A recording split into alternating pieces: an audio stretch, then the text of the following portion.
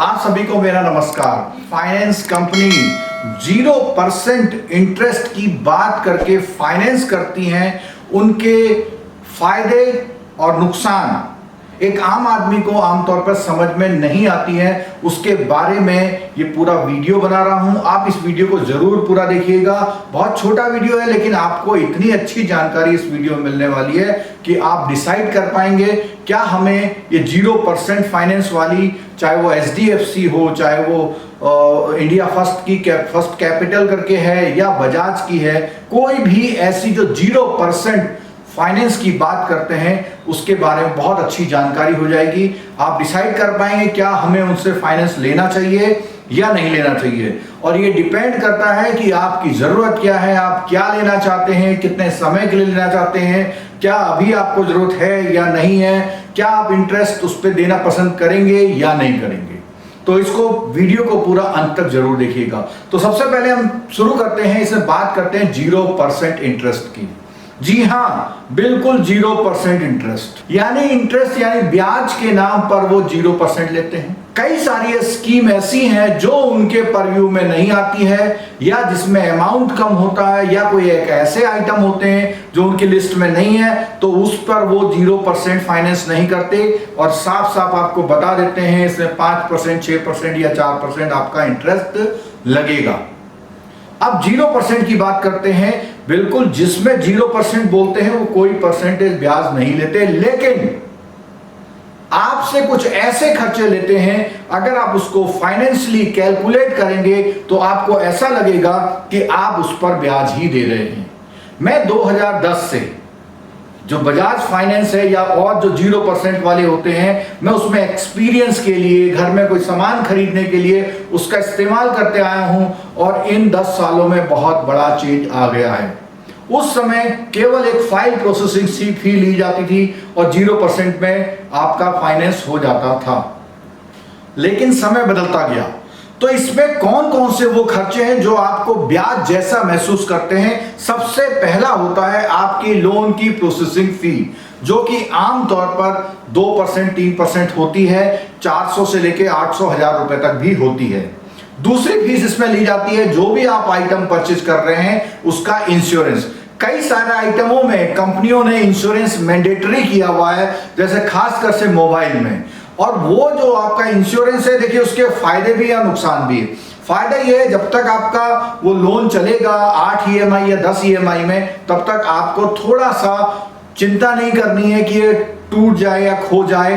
वो डिपेंड करता है कि उस कंपनी की कौन कौन सी कंडीशन में वो आपको इंश्योरेंस कवरेज मिलेगा, जो कि लगभग 1% पर मंथ के आसपास होता है। यानी अगर आप 20,000 का सामान ले रहे हैं तो लगभग 200 रुपए पर मंथ आपका जो इंश्योरेंस है उसकी प्रीमियम, और वो मैंडेटरी है बिल्कुल।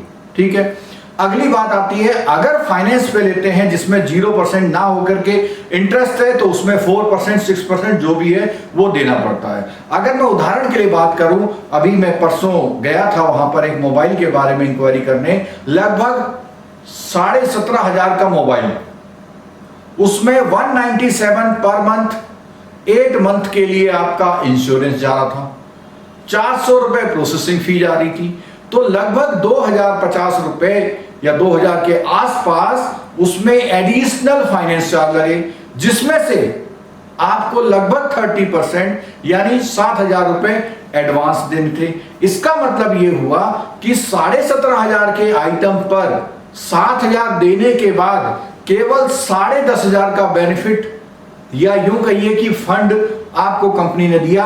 उस 7,500 के बदले आपको लगभग 400 रुपए प्रोसेसिंग फी और इंश्योरेंस की जो प्रीमियम है वो भी आपको देनी है, वो पड़ी। तो इसका मतलब ये हुआ कि ये 0% महसूस होता है, लेकिन होता एक्चुअली नहीं है। अब बात आ रही है फिर भी आपको क्यों लेना चाहिए। जब भी आप ऐसा फाइनेंस करने जाएं तो 2-3 कंपनियां जो हैं सबके बारे में पूछिए, क्योंकि हर कंपनी की स्कीम्स में प्रोसेसिंग फी, इंश्योरेंस के क्लॉज और इंटरेस्ट अलग अलग होते हैं। तो पहले प्रिकॉशंस आप ये लेंगे। दूसरी बात, आपको लेना चाहिए या नहीं लेना चाहिए। देखिए, आपका लेना या ना लेना इन बातों पर निर्भर है। सबसे पहले आपकी जरूरत, आपके पास अवेलेबल फंड, आप कितनी कॉस्ट बियर कर सकते हैं, क्या आपको चीज आज ही लेनी है या कुछ दिनों तक पोस्टपोन कर सकते हैं? देखिए, जब आपको आज ही लेनी है तो एक जरिया हो सकता है कि आपको वो चीज लेनी है और वो आर्टिकल या आइटम जो है आप कैसे ना कैसे करके लेना चाहते हैं, तो इसी तरह से आप ले सकते हैं।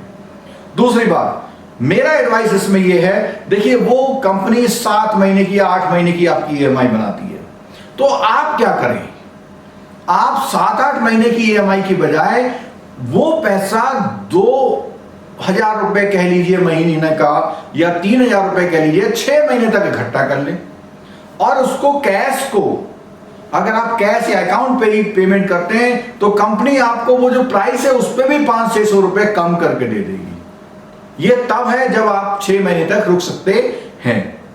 दूसरी बात, अगर आपके खाते में कहीं पैसा पड़ा हुआ वो आपको 6 महीने तक यूज नहीं करना है तो कभी भी फाइनेंस स्कीम इस्तेमाल नहीं करनी चाहिए। अब एक इसमें एक ऐसा पॉइंट है कि क्यों जबरदस्ती हम ब्याज भी दें, प्रोसेसिंग फी भी दें और फिर भी फाइनेंस कराएं।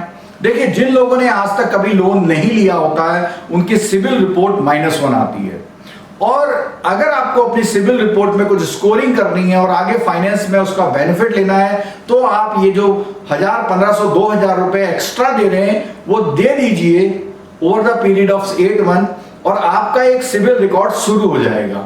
आपकी रिपेमेंट की अगर बिना डिफॉल्ट के होती है तो उस बिना डिफॉल्ट के रिपेमेंट में आपका सिविल स्कोर धीरे धीरे अच्छा होगा। कल को आप कोई नया लोन लेना चाहते हैं तो उस लोन में आपको जल्दी क्या होगा, आपकी फाइल प्रोसेसिंग हो जाएगी।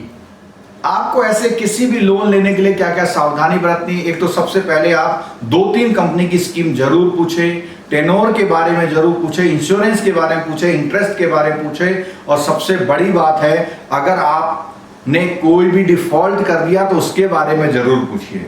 देखिए, उसके बारे में अगर आप पूछेंगे तो उसमें बताएंगे कि एक डिफॉल्ट आपका 400 रुपीज का पड़ेगा। आपके अकाउंट में 3-4 दिन पहले फंड होना चाहिए।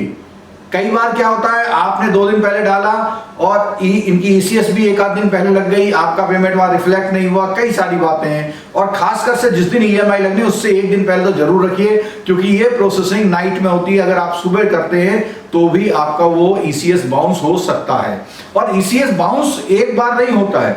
अगर आपने आज नहीं करके कल भी नहीं करा तो हो सकता है 2 बार बाउंस हो जाए। तो इस खर्चे से बचने की कोशिश करिए, और जब भी आपका लोन बंद हो जाए तो उसका नो ड्यूज लेने की कोशिश करिए। जब आप कोई आइटम लेते हैं तो उसका जो बिल होता है, कई सारे फाइनेंसर आपको ओरिजिनल बिल नहीं देते, तो जब आपका लोन पूरा हो जाए तो अपना ओरिजिनल बिल जरूर ले लीजिएगा। इस वीडियो में मैंने आपको वो सारी जानकारी दे दी कि ये स्कीम फायदेमंद है या नुकसानमंद है, किन के लिए फायदेमंद है, किन के लिए नुकसानदायक है, लेनी चाहिए नहीं लेनी चाहिए, क्या इसके हिडन एस्पेक्ट है जो आपको नहीं पता होते हैं, क्यों लेनी चाहिए, इससे जो है आपकी क्रेडिट हिस्ट्री का एक फायदा मिलता है। तो इस तरह ये हमारा वीडियो इस पूरी जानकारी को कंप्लीट करता है। उसके बाद भी आपकी कोई क्वेरी है तो नीचे जो है कमेंट बॉक्स में अपनी क्वेरी दे सकते हैं। और आपको ये वीडियो कैसा लगा जरूर बताइएगा, अपने दोस्तों के साथ शेयर करिएगा, चैनल को सब्सक्राइब करिएगा, बेल आइकन दबाना मत भूलिएगा, और भी ऐसे अन्य विषयों पर वीडियो में लाते रहूंगा। Thank you very much.